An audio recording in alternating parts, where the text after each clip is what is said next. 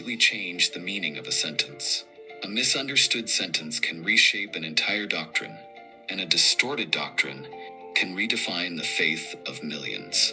In this video, we'll explore denominations sought translations that aligned with its doctrines, leading to subtle yet impactful changes in wording and interpretation. Some changes might seem minor, but were pivotal. Choosing one word over another could completely alter the understanding of a doctrine. And as these small changes accumulated, they could create significant shifts in how faith was perceived. What's troubling is that many of these changes weren't accidental. They reflected the biases and agendas of their time. And once a particular phrasing was accepted, it was often repeated in later translations without question. Thus, every Bible translation is the product of a complex web of influences: political power, linguistic limitations, cultural differences, and religious pressure. Every time we read about hell, the word used is often hell, but this may be one of the most far-reaching translation errors in the history of religion. In the original Hebrew text, the term used is Gai ben Ayinum, or in Greek, Gehenna.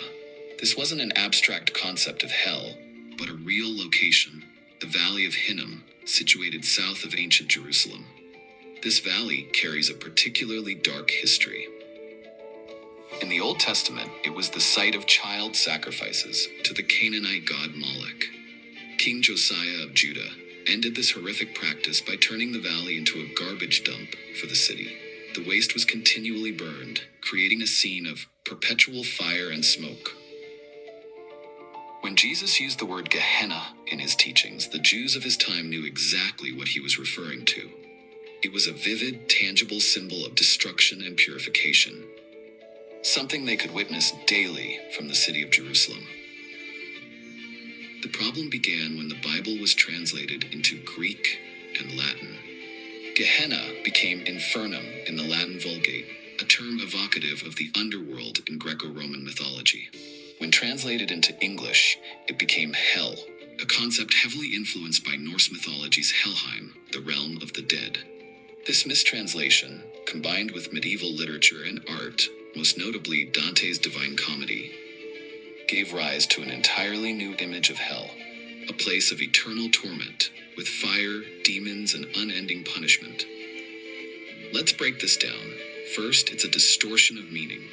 What was once a specific physical symbol of purification, a real, tangible image, was transformed into something abstract, an idea of eternal punishment. Second, it became a tool for control. This new image of hell was used as a powerful instrument for fear, allowing the medieval church to reinforce its authority over the people. And finally, a theological shift. The original message about purification and repentance was replaced by a doctrine of irrevocable condemnation.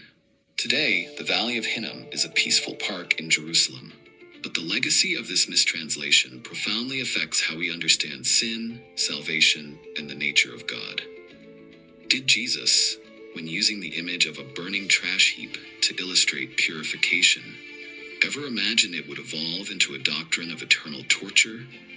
And this is just one example of how a single mistranslation can completely reshape our perception of faith and God. Perhaps it's time to ask ourselves, if we could return to the original meanings of these sacred texts, could that not only transform how we understand faith, but also how we live it? The journey to uncover the truth about Bible translations has revealed astonishing insights. What we've learned is not just a story about language. It's a story about how humanity understands God, faith, and itself. We've seen how a real place, the Valley of Gehenna, transformed into an abstract concept of eternal hell.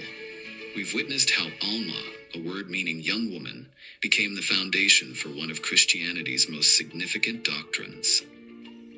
And we've understood how the phrase, "in the image of God," was misinterpreted to uphold power structures rather than declare equality.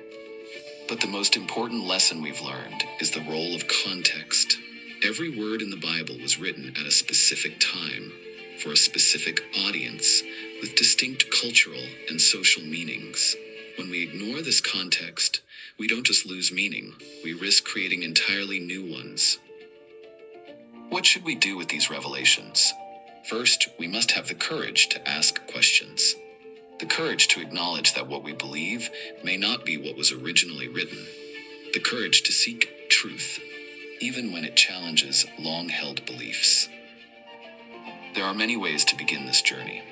Explore the Dead Sea Scrolls. Study the Septuagint. Learn about the history and culture of the ancient world. Join discussions about the original meanings of the Bible. But most importantly, share these discoveries. Create spaces for open and honest conversations about faith. Because truth is not a threat to faith, it's the foundation for building a stronger, more authentic faith. 2,000 years is a long time for truths to remain buried, but it